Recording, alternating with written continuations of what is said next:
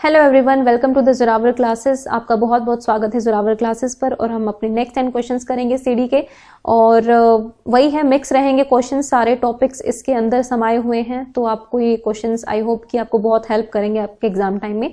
और किसी ना किसी प्रीवियस पेपर के क्वेश्चन ही ले रही हूँ, क्योंकि केवीएस के क्वेश्चन पेपर जो है वो इतने ज्यादा नहीं है, और जो टीजीटी वाला है या फिर जो पीआरटी का 2013 वाला है वो मैं जल्दी ही कोशिश करूंगी आपको करा दूं कंप्लीट। इवन केवीएस टीजीटी के क्वेश्चन पेपर भी मैं उठाने वाली हूँ, ताकि आप लोगों को थोड़ी सी वो हेल्प मिले, ठीक है।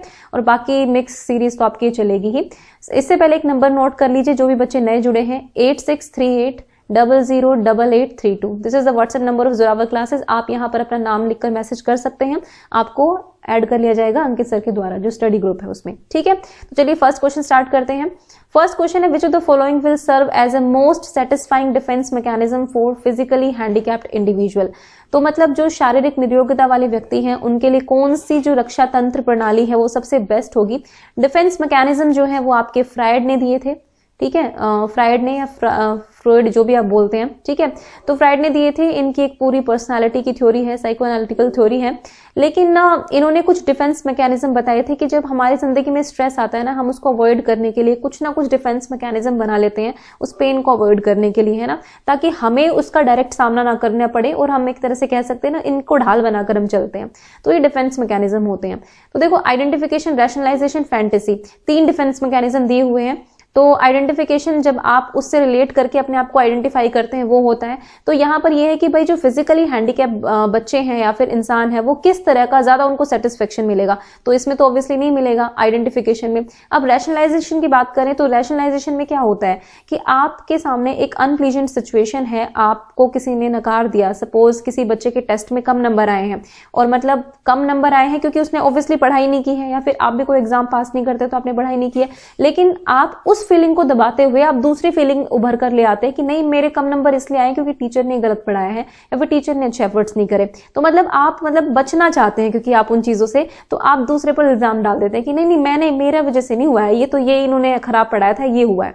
तो ये रैशनलाइजेशन होता है। अब बात है फैंटेसी की। तो फैंटेसी का मतलब क्या होता है, जब आप कल्पनाएं करते हैं, डे ड्रीमिंग करते हैं कि हम ऐसा कर सकते हैं, ऐसा कर सकते हैं, तो अपनी दबी हुई इच्छाओं के बारे में जब आप डे ड्रीमिंग करने लग जाते हैं, दैट इज कॉल्ड फैंटेसी। तो ऑब्वियसली जो फिजिकली हैंडीकैप बच्चे होंगे, इंसान होंगे, वो फैंटेसी में जिएंगे, तो उनको ज्यादा सेटिस्फाइड होंगे वो इस चीज के प्रति, ठीक है, कि हाँ भाई हम भी ये कर सकते हैं। तो option number c is the right option. Next है children's appreciation test, children's apperception test was design for children between ages 3 to 10। तो भाई ये CAT कैट बोलते हैं इसको बेसिकली, है ना, वो बड़े वाला कैट वाला एग्जाम मत सोचना। तो ये चिल्ड्रन एपरसेप्शन टेस्ट जो है ये 3 से 10 साल के बच्चों के लिए ऑर्गेनाइज किया जाता है, और इसमें कार्ड्स यूज करे जाते हैं। बेसिकली 10 कार्ड्स दिखाए जाते हैं बच्चे को, और बच्चों को ये बोला जाता है कि आप इससे स्टोरी क्रिएट करो, कोई कहानी क्रिएट करो, ठीक है। तो यहाँ पर ये बताना है कि जो कार्ड्स होते हैं इसमें किसकी पिक्चर्स होती है, ये आपको बतानी है। तो नॉन लिविंग ऑब्जेक्ट्स की होती है, फॉर लिविंग ऑब्जेक्ट्स के लिए, लिविंग ऑब्जेक्ट्स के लिए आप नॉन लिविंग थिंग्स की पिक्चर्स होती है। तो सजीव वस्तुओं के स्थान पर निर्जीव वस्तुओं की होती है, लोगों के स्थान पर एनिमल्स की होती है, या मेल्स के, पुरुषों के स्थान पर महिलाओं की होती है, चिल्ड्रन के स्थान पर वयस्क के स्थान पर बच्चों की होती है। तो ये बताना है। अगर आपने इसके बारे में पढ़ा है तो आपको आता होगा, नहीं पढ़ा तो ऑब्वियसली नहीं आएगा। तो देखो मैं आपको इसका आंसर बता देती हूँ। Option number B is the right option. यहाँ पर जो 10 कार्ड्स दिखाए जाते हैं बच्चों को, 3 से 10 साल तक के बच्चों को, इन पर एनिमल्स की पिक्चर होती है, और बच्चों को फिर एक स्टोरी क्रिएट की जाती है। अब देखो इसमें एनिमल्स की पिक्चर क्यों यूज की गई, इसीलिए यूज की गई ताकि जो 3 से 10 साल के बच्चे होते हैं ना, ये एनिमल्स की ड्राइंग और एनिमल्स से ज्यादा रिलेट कर पाते हैं। ये स्टोरीज पढ़ते हैं एनिमल्स की, बुक्स में भी एनिमल्स की स्टोरीज होती है, जो इनकी प्रिस्क्राइब टेक्स्ट बुक्स होती हैं उनमें भी वही होता है। तो एनिमल से बहुत कनेक्टेड फील करते हैं, इसलिए यहाँ पर एनिमल्स की पिक्चर दिखाई जाती है, ठीक है। तो ये आपका इसका आंसर होगा। नेक्स्ट देखते हैं, in order to nurture creativity a teacher should take help of which of the following methods. तो भाई बच्चों के अंदर जो है आपको क्रिएटिविटी फोस्टर करनी है, दैट मीन्स कि आप इनोवेटिवनेस लेकर आना है, नयापन लेकर आना है, बच्चों की क्रिएटिविटी को बूस्ट अप करना है। तो आप क्या करेंगे, आप ब्रेनस्टॉर्मिंग यूज करेंगे, लेक्चर यूज करेंगे, ऑडियो विजुअल है, ऑल ऑफ दीज, ठीक है। तो ये क्वेश्चन, इस तरह का क्वेश्चन मैंने आपको पहले भी कराया है। इसका करेक्ट ऑप्शन होगा ऑप्शन नंबर ए। ब्रेनस्टॉर्मिंग में हम क्या कहते हैं, आप कोई भी टॉपिक है, कोई भी चीज आपने मुद्दा दे दिया, आपने बच्चों को कहा है कि आपको इससे अब सोचना है, सोचो सोचो सोचो और कुछ नया लेकर आओ। बेसिकली यही होता है ब्रेनस्टॉर्मिंग, ठीक है। तो इसमें आप रीजनिंग स्किल, अपनी प्रॉब्लम सॉल्विंग स्किल, हर चीज का आप यूज करते हैं, एक तरह से हायर मेंटल जो एबिलिटीज होती हैं उनका यूज करते हैं ब्रेनस्टॉर्मिंग में। तो option number A is the correct option. Next देखते हैं, विच of the following statement is incorrect, इनमें से कौन सी स्टेटमेंट जो है वो इनकरेक्ट है, ये आपको बताना है। तो देखो, need is an not a psychological stage of deprivation, मतलब डेप्रीवेशन क्या होता है, जब आप किसी चीज की आपके अंदर कमी होती है तो नीड जो है किसी साइकोलॉजिकल स्टेज पे जो कमी की जो धारणा है वो नहीं है, नीड एक तरह से कह सकते हैं। आवश्यकता जो है वंचना की शारीरिक अवस्था नहीं है। या फिर drive is a psychological consequence of a need, need and drive are parallel but not identical, instincts are innate biological force, जो इंस्टिंक्ट्स होते हैं, मूल प्रवृत्तियां जो होती हैं वो बायोलॉजिकल फोर्स होती है। तो आपको बताना है कि इनकरेक्ट क्या है। तो देखो, इंस्टिंक्ट्स इनेट बायोलॉजिकल फोर्स होते हैं, बिल्कुल ठीक है। नीड और ड्राइव जो है पैरेलल चलते हैं लेकिन ऑब्वियसली एक नहीं होते हैं।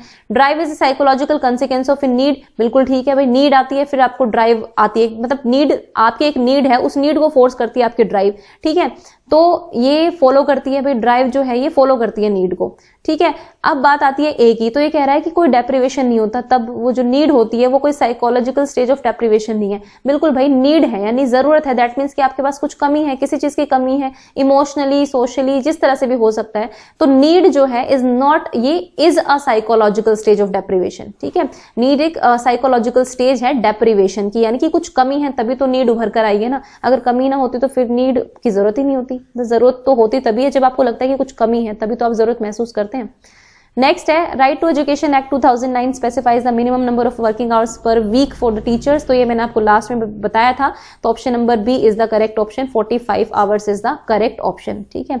ये रिपीट हो गया क्वेश्चन, कोई बात नहीं, आपको अब लर्न हो गया होगा अच्छे से। नेक्स्ट है, right to education act 2009 states that a teacher shall perform which of the following duties.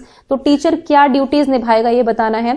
Regularity रखेगा, पंचुअलिटी रखेगा, अटेंडिंग स्कूल, कंप्लीट करेगा करिकुलम को और कंडक्ट भी कराएगा स्कूल में, और कंप्लीट करेगा सारे करिकुलम को एक स्पेसिफाइड टाइम में, या ऑल ऑफ दीज, ये बताना है, ठीक है।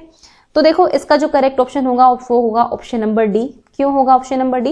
देखो, जब हम 10th की बात करते हैं, जब हम 12th की बात करते हैं, 9th की बात करते हैं, 11th की बात करते हैं, तो यहाँ पर सिलेबस का कंसेप्ट आता ही है, करिकुलम आपको करवाना ही है। इवन प्राइमरी में भी एक सेट क्राइटेरिया है कि आपको इतने दिन में इतना काम करवाना होता है, ठीक है, ये एक्टिविटीज करानी होती है, साल भर का एक पूरा कैलेंडर होता है, वो कंप्लीट कराना ही होता है। तो ये भी होगा, ये भी होगा, रेगुलरिटी और पंचुअलिटी तो आपको रखनी ही है, ठीक है। तो option number D is the correct option, confusion नहीं रहना चाहिए भाई।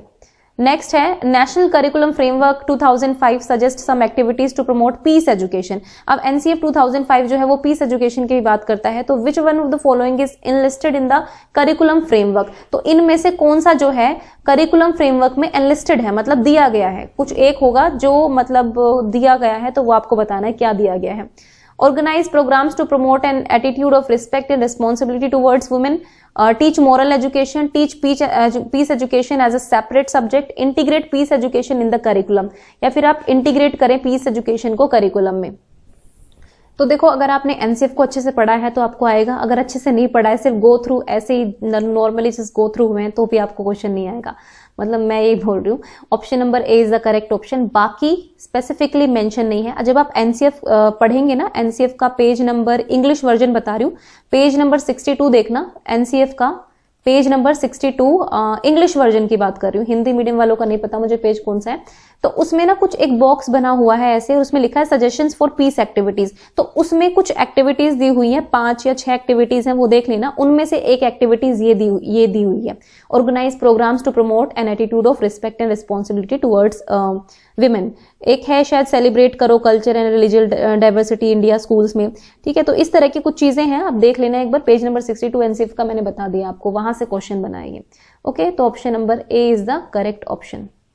नेक्स्ट देख लेते हैं, national curriculum framework talks of major shift. देखो, नेशनल एनसीएफ 2005 एक मेजर शिफ्ट की बात करता है कि एक आपको मुख्य रूप से ये चीज करनी है कि आपको शिफ्ट करना है, कहां से कहां तक ये बताना है, कैसे करना है, मतलब ज्ञान स्थायी है और वह दिया जाता है, इससे आपको इस तरफ जाना है कि ज्ञान का विकास होता है और उसकी संरचना की जाती है। या फिर शैक्षिक केंद्र से आपको विषय केंद्रित होना है, मतलब एजुकेशनल फोकस से आपको डिसिप्लिनरी फोकस करना है, यानी कि विषयों पर केंद्रित करना है, ना कि सिर्फ एजुकेशनल फोकस रखना है। लर्नर सेंट्रिक से टीचर सेंट्रिक पे जाना है, नन ऑफ दिस। देखो, ये तो हो ही नहीं सकता, ये भी नहीं होगा। अब बात आती है ए और बी की, तो बी भी नहीं होगा, option number A is the right option. भाई एनसीएफ कहता है कि नॉलेज जो है वो ऐसी नहीं है जिसको सिर्फ दे सकते हैं और जो फिक्स है, नहीं, नॉलेज जो है वो अपने आप इवॉल्व की जाती है और उसको क्रिएट किया जाता है, ये हमें बच्चों को सिखाना है। जो हम प्रैग्मेटिज्म की बात करते हैं ना, जॉन डीवी की बात करते हैं कि कोई भी चीज जो है वो परमानेंट नहीं है, वो फिक्स्ड नहीं है, तो एनसीएफ भी यही बात करता है कि नॉलेज है वो फिक्स्ड नहीं है, बल्कि उसको आपको इवॉल्व करना है, कंस्ट्रक्ट करना है, और ये काम बच्चे खुद करेंगे। बस आपको एज अ फैसिलिटेटर जो है रोल प्ले करना है अपना बच्चों की जिंदगी में as a teacher. Next question है the objective of action research. तो एक्शन रिसर्च के बारे में मैंने आपको शायद लास्ट वीडियो में बताया था, तो बताइए इसका क्या आंसर होगा। गेन न्यू नॉलेज, नई नॉलेज के लिए की जाती है। Science of behaviour in educational situation में, modify the educational practice in school and classroom, या फिर ऑल ऑफ दीज। तो मैंने पहले भी आपको एक्सप्लेन किया था काफी अच्छे से कि एक्शन रिसर्च जो है हम डे टू डे लाइफ में करते हैं, अपने डे टू डे लाइफ की समस्याएं जो हमारे सामने आ रही है, एक छोटी सी रिसर्च उस पर करते हैं और अपनी प्रॉब्लम का सोल्यूशन निकालने की कोशिश करते हैं। तो इसका जो करेक्ट ऑप्शन होगा वो होगा ऑप्शन नंबर सी, यानी कि modify the educational practice in school and classroom, ताकि आपको जो भी समस्याएं आ रही हैं आप उसको मॉडिफाई करके एक नया सोल्यूशन जो है उसके लिए लेकर आए, तो इसलिए होती है एजुकेशन एक्शन रिसर्च। ठीक है, नेक्स्ट एंड लास्ट क्वेश्चन है आपका, in the national curriculum framework 2005 under the heading examination reforms. ठीक है, ये एक पर्टिकुलर एरिया है एग्जामिनेशन रिफॉर्म्स का। Which the following reform has been suggested, तो कौन सी सजेस्ट की गई है एनसीएफ में पर्टिकुलरली, ये बताना है आपको। ओपन बुक एग्जाम्स के लिए बोला गया है, सीसी के लिए बोला गया है, ग्रुप वर्क इवैल्यूएशन के लिए बोला है, या फिर ऑल ऑफ दीज। ठीक है, तो एक भी ऑप्शन ठीक हो सकता है या फिर सारे भी ठीक हो सकते हैं। तो देखिए इसका जो करेक्ट ऑप्शन होगा वो होगा option number D. Open book exams के लिए बोला गया है, सीसी के लिए बोला गया है, और ग्रुप वर्क इवैल्यूएशन भी बोला गया है कि आप ग्रुप में काम कराएं और उसको इवैल्यूएट करें, जैसे कि आपने प्रोजेक्ट दे दिया, आपने असाइनमेंट दे दिया, तो ये चीजें भी इसमें बात की गई है। ठीक है, तो guys this was the video for today. I hope you like the video, and if you like the video please do like, subscribe and share, and thanks for watching the Zorawar classes.